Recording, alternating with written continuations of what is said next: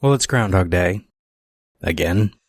And that must mean that I am Professor Robert E.G. Black, and this is the Groundhog Day Project. It's one of those infinite time loop situations you might have heard about. It's a thing where the same day keeps happening. Time.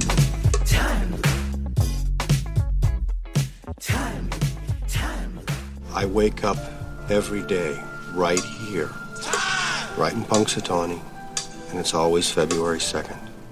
The last revision is what counts, apparently. Minute 89 of Groundhog Day has a lot going on, oddly enough.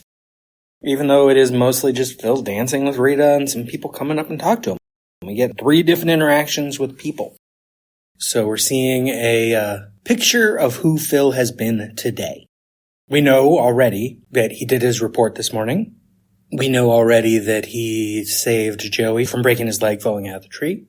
He saved Sara, Gertie, and why do I always forget the third one's name? Felix's wife. Sara, Gertie, and Felix's wife from having to deal with their flat tire. He saved Buster from choking and lit that woman's cigarette, so he saved her from having to not smoke, I guess. And what else is in the movie? Yeah, we didn't see him save the little girl from the truck. That's a deleted scene. At some point, he had to interact with Mary today, the piano teacher. And if for some reason you're tuning into minute 89 and you haven't listened to the show so far, my headcanon is that today, when he interacted with Mary, the piano teacher, he demonstrated to her that he's in a time loop so that she would know that she is the one who taught him how to play piano well. She wasn't just being facetious and bragging about something she's not actually responsible for. I think the nice thing for him to do would be to let her know that she is responsible for him being able to play the piano, as much as he can play the piano. However much that is. Cynical take, we only see him play 2 songs. That might be all he knows. Optimistic take, because we are in Act 3 where we should be assuming that he has accomplished these things. He can competently play the piano.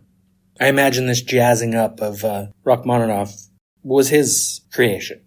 I think we're supposed to assume he is capable of piano. And now we also, we're getting the jack. 2 of the things we get in this minute are responses to stuff we have seen. And then the third one is in response to something we didn't see happen. Sara and Gertie have just come up to, or danced up to Phil and Rita. So Sara and Gertie are dancing together.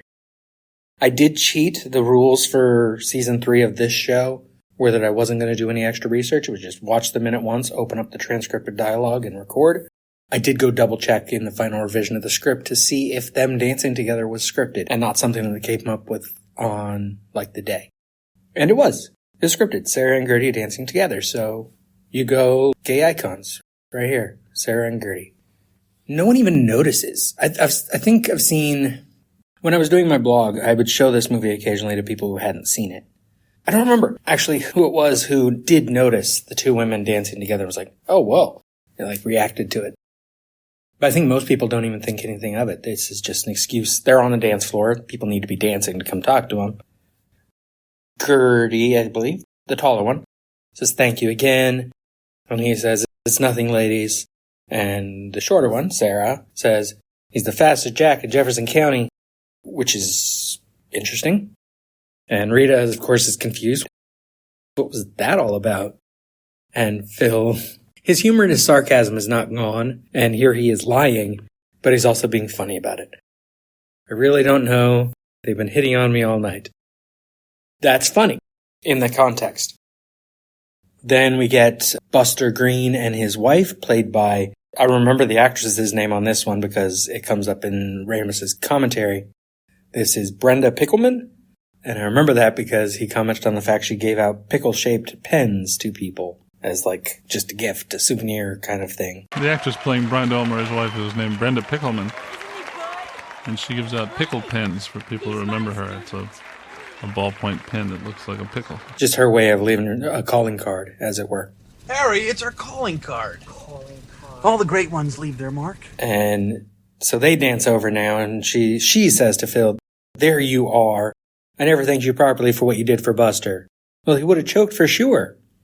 Phil replies, well, he may have. He was trying to swallow a whole cow. And Buster says, I owe you one, buddy. And Mrs. Green here tells Rita, hang on to him, dear. He's a real find. Now, before we get to Rita's response, it's interesting that she calls him a real find, because all he did is save her husband from choking. Like, that's... I would hope there'd be several people in a restaurant that would react. He just happened to react faster. Maybe after Phil lit the cigarette of that woman and then left the restaurant again, Buster realized who that was, because right after he saved him, he's like, who was that? Which is funny, because this morning, Buster was one of the people that was listening very intently to Phil's report with the whole Chekhov thing at the end of it. And so maybe Buster was like, wait, was that Phil Connors? Right after that scene ended, and he then tells his wife, oh, you should have heard his report this morning. Or maybe she was nearby. I don't think we see her in the crowd, but she certainly, we could have like a headcanon that she goes to the festivities because her husband's in her inner circle. She might be behind the stage where we can't even see her. So she heard Phil's report. Maybe. Or this is just based on the fact that he knows the Heimlich remover. Heimlich remover? Weirdly enough, that's an appropriate description. The Heimlich maneuver. And she thinks that's good enough for holding on to a guy.